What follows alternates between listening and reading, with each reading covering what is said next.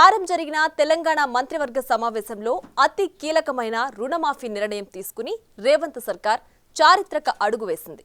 రైతులకు ఒకేసారి 2 లక్షల రుణమాఫీపై కేబినెట్ ఆమోద ముద్ర వేయడంతో రైతులు సంతోషం వ్యక్తం చేస్తున్నారు. కట్టుబడి కష్టాలు, సాగు కష్టాలు తీరిపోతాయన్న ఆశాభావంతో ఉన్నారు. అటు హైదరాబాద్లో బోనాల పండగకు రావాలని ఆలయ కమిటీలు సీఎంను ఆహ్వానించాయి.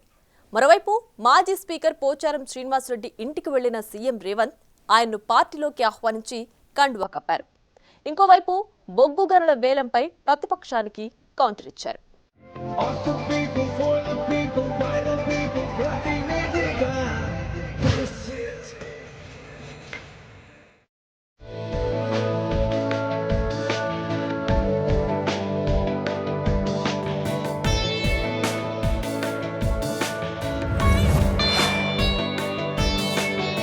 తెలంగాణ సంస్కృతి సంప్రదాయాల్లో కీలక ఘట్టం ఆషాఢమాసం బోనాలు.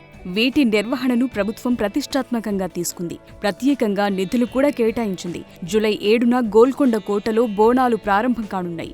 అనంతరం ఉజ్జయిని మహంకాళి, లాల్ దర్వాజా మహంకాళి ఆలయాల్లో ప్రారంభమై ప్రతి గురు ఆదివారాలు నెల రోజుల పాటు వైభవంగా ఈ బోనాలు జరుగుతాయి. ఈ సందర్భంగా సీఎం రేవంత్ రెడ్డికి దేవాలయ కమిటీ సభ్యులు ఆహ్వానం అందించారు. గోల్కొండ, సికింద్రాబాద్, లాల్ దర్వాజా దేవాలయ కమిటీ సభ్యులు, ఆలయ అర్చకులు ముఖ్యమంత్రి రేవంత్ రెడ్డిని ఆయన నివాసంలో ఈ నెల 20న కలిశారు. ఆషాఢ మాసంలో ప్రారంభమయ్యే బోనాల పండుగ సందర్భంగా జరిగే వేడుకలకు హాజరు కావాలని రేవంత్ రెడ్డికి ఆహ్వానం పలుకుతూ ఆహ్వాన పత్రికను అందజేశారు. ఈ సందర్భంగా రేవంత్ రెడ్డిని గజమాలతో సత్కరించారు. అనంతరం ఆలయ అర్చకులు సీఎం రేవంత్ రెడ్డికి ఆశీర్వచనం అందించారు. ఈ కార్యక్రమంలో రవాణా శాఖ మంత్రి పొన్నం ప్రభాకర్, రాజ్యసభ ఎంపీ అనిల్ కుమార్ యాదవ్, ఖైరతాబాద్ ఎమ్మెల్యే దానం నాగేందర్ పాల్గొన్నారు.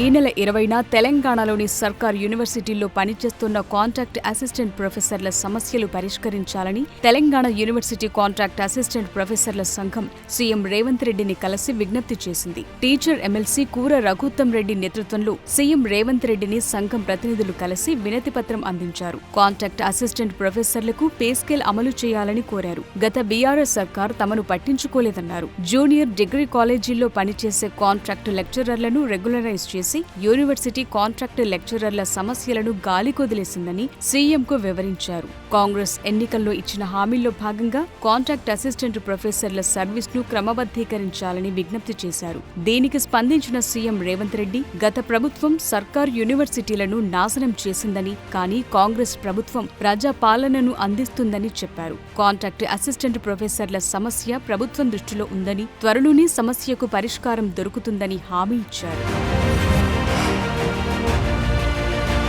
తెలంగాణ మంత్రివర్గం కీలక నిర్ణయాలు తీసుకుంది. ముఖ్యంగా రుణమాఫీపై ఇచ్చిన హామీని నిలబెట్టుకోవటం చారిత్రక ముందడుగుగా నిలిచింది.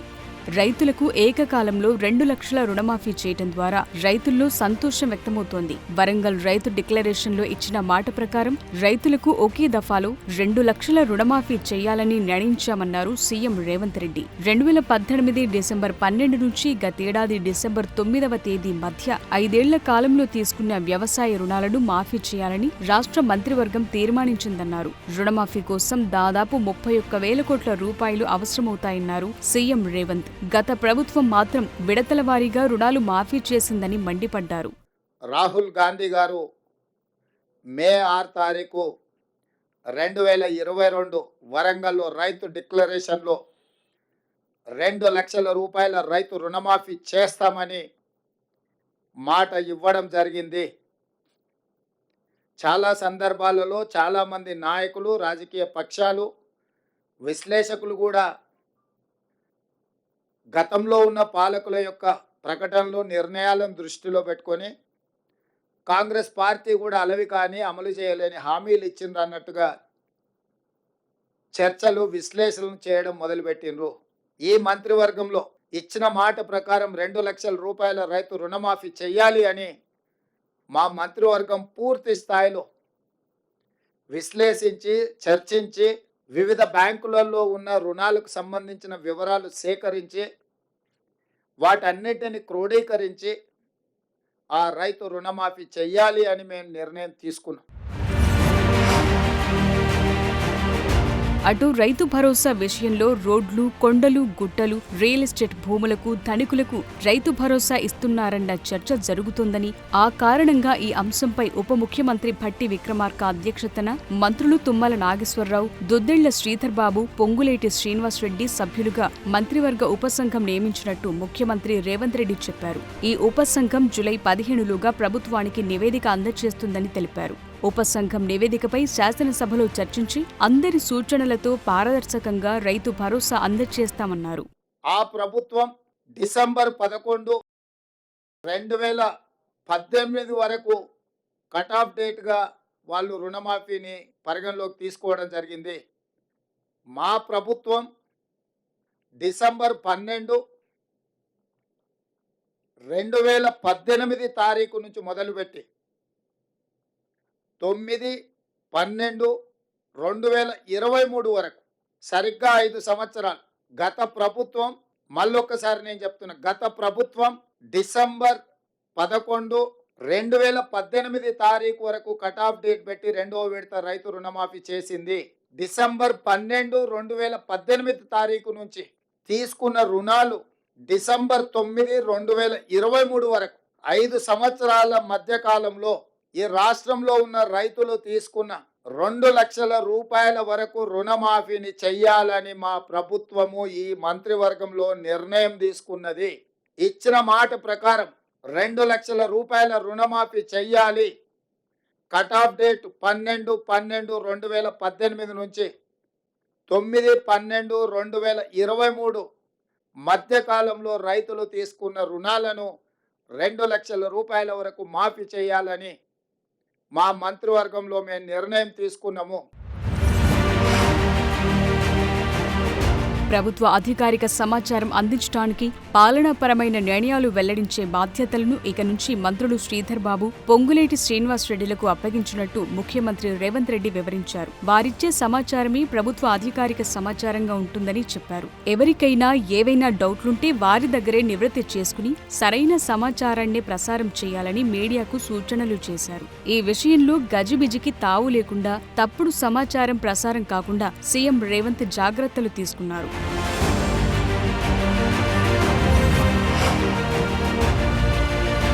ఈ నెల 21న సీఎం రేవంత్ రెడ్డి బిజీగా గడిపారు. మాజీ speaker, BRS Banswada MLA, senior నేత పోచారం శ్రీనివాసరెడ్డి ఇంటికెళ్లారు. కండువ కప్పి కాంగ్రెస్ పార్టీలోకి ఆహ్వానించారు. సీఎం రేవంత్ ఆహ్వానాన్ని స్వాగతించిన పోచారం పార్టీలో జాయిన్ అయ్యారు. తెలంగాణ పునర్నిర్మాణంలో భాగంగా పోచారం శ్రీనివాసరెడ్డిని కలిశామని, పెద్దలుగా అండగా నిలబడాలని కోరినట్లు సీఎం రేవంత్ చెప్పారు. రైతుల సంక్షేమంపై శ్రీనివాసరెడ్డి సలహాలు, సూచనలు తీసుకుని ముందుకెళతామన్నారు.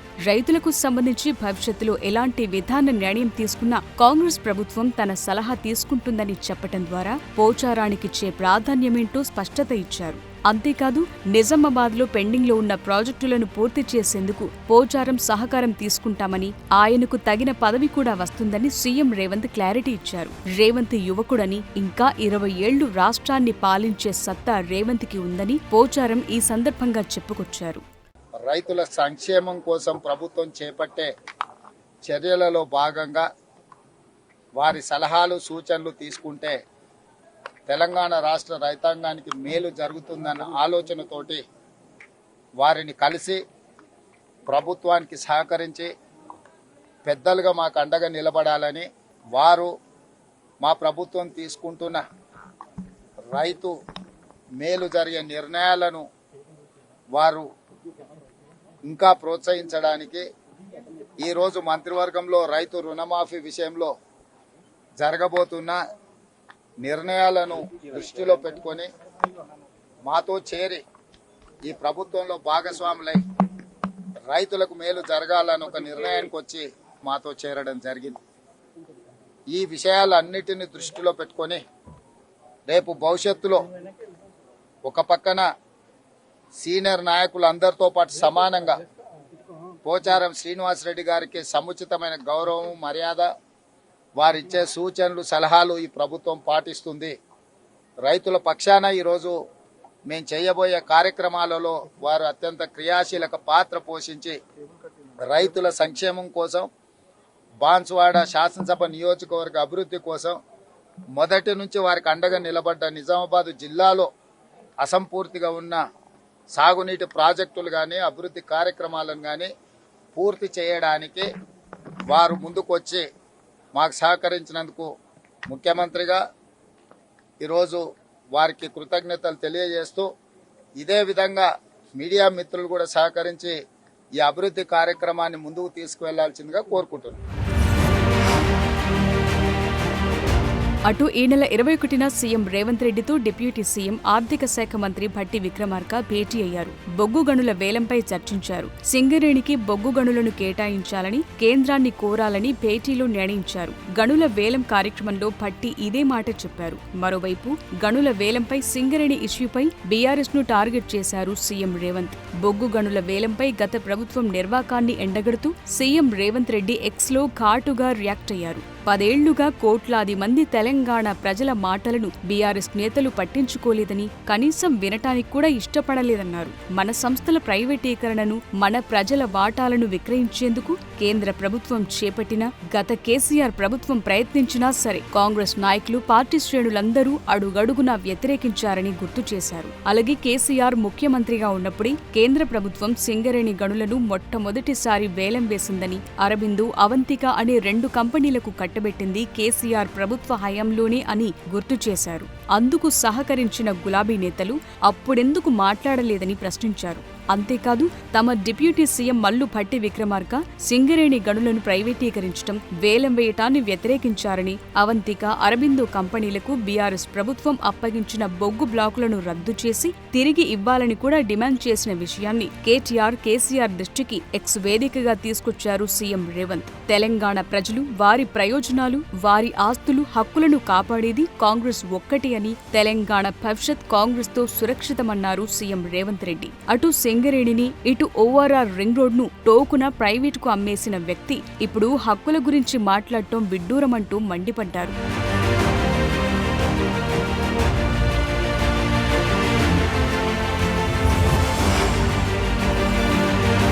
భారత్లో కొరియా రాయబారి చాంగ్ జీబాక్ ఈ నెల 21న సచివాలయంలో సీఎం రేవంత్ రెడ్డిని మర్యాదపూర్వకంగా కలిశారు. మొన్నటికి మొన్న జపాన్ రాయబారి కలవగా తాజాగా కొరియా రాయబారి భేటీ అయ్యారు. తెలంగాణకు ఉన్న అవకాశాలు, ఉపాధి కల్పన, పరస్పర సహకారం వంటి అంశాలపై తాజా భేటీలో చర్చించారు. ఈ నెల 21న ప్రొఫెసర్ జయశంకర్ వర్ధంతి సందర్భంగా ఆయన సేవలను సీఎం రేవంత్ రెడ్డి స్మరించుకున్నారు. ప్రత్యేక రాష్ట్ర సాధనే లక్ష్యంగా తన జీవితాన్ని తెలంగాణ కోసం అంకితం చేసిన మహానుభావుడని కొనియాడారు. ప్రొఫెసర్ జయశంకర్ వర్ధంతి సందర్భంగా సీఎం రేవంత్, మంత్రి పొంగులేటి శ్రీనివాసరెడ్డి కలిసి ఆయన చిత్రపటానికి పూలమాల వేసి నివాళులర్పించారు. తెలంగాణ ప్రజలను జాగృతం చేయటంలో జయశంకర్ పోషించిన పాత్ర ఎంతో సమున్నతమైందని గుర్తు చేసుకున్నారు. తుది శ్వాస వరకు తెలంగాణ కోసమే పరితపించారని, తెలంగాణ ప్రజల గుండెల్లో చిరస్థాయిగా నిలిచిపోయారన్నారు సీఎం రేవంత్ రెడ్డి. కాంగ్రెస్ ప్రభుత్వం అధికారం చేపట్టగానే ప్రొఫెసర్ జయశంకర్ గౌరవార్థం ఆయన స్వగ్రామం అక్కంపేటను రెవెన్యూ విలేజ్ గా ప్రకటించిన విషయాన్ని ఈ సందర్భంగా ముఖ్యమంత్రి రేవంత్ గుర్తు చేసుకున్నారు.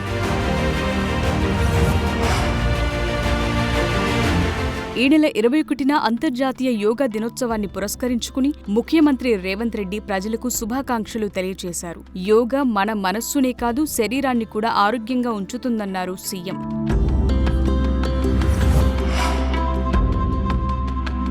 ఈ నెల 22న Basavatarakam Indo American cancer hospital 24వ వార్షికోత్సవం సందర్భంగా ముఖ్య అతిథిగా సీఎం రేవంత్ రెడ్డి హాజరయ్యారు. స్వర్గీయ ఎన్టీఆర్ దంపతుల విగ్రహాలకు పూలమాల వేసి నివాళులర్పించారు. Hospital chairman Balakrishna CM Revanth ను ఆహ్వానించారు. ఈ కార్యక్రమంలో సీఎం రేవంత్ రెడ్డి సహా మేనేజింగ్ ట్రస్టీ నందమూరి బాలకృష్ణ, మాజీ ఎంపీ నామా నాగేశ్వరరావు, డాక్టర్ నోరి దత్తాత్రేయుడు తదితరులు పాల్గొన్నారు. ఈ బసవతారకం హాస్పిటల్ ను గత 24 ఏళ్లుగా నడిపించడం గొప్ప విషయమన్నారు సీఎం రేవంత్ రెడ్డి. ముఖ్యంగా పేదలు, మధ్యతరగతి ప్రజలకు ఉపయోగపడేలా ఈ హాస్పిటల్ ఎంతో ఉపయోగపడుతోందన్నారు సీఎం. ఈ హాస్పిటల్ కు ప్రభుత్వం తరపున అన్ని రకాల సేవలు అందిస్తామన్నారు.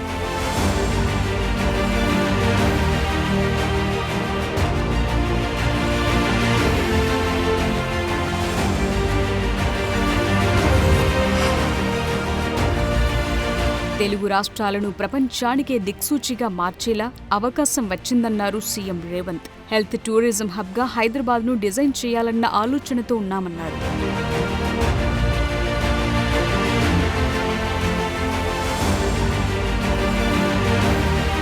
ఇది ఈ వారం CM Revanth Reddy weekly programme.